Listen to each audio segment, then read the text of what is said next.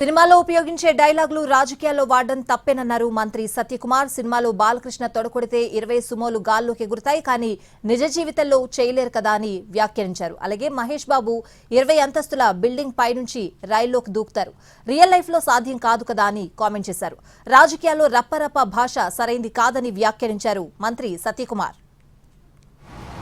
భాష రప్ప భాష ఉంటుంది, అది తప్పు ఒప్పో తర్వాత అయినా తెలుసుకొని ఒకసారి ఆత్మ పరిశీలన చేసుకొని ఇటువంటి భాష వాడడం తప్పని తెలుసుకోవాల్సిన పోయి సమర్థిస్తూ సినిమాల్లో ఈ డైలాగులన్నీ చెప్తున్నారు కదా, సినిమాల్లో చెప్పినప్పుడు బయట చెప్తే తప్పేంటి అని.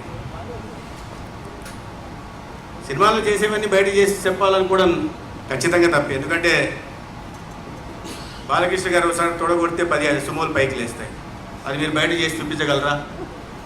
మహేష్ బాబు గారు ఎక్కడో 20 అంతస్తుల భవనంలోంచి ఒక రైల్లోకి జంప్ చేస్తారు, బయట చూసి చేయించగలరా?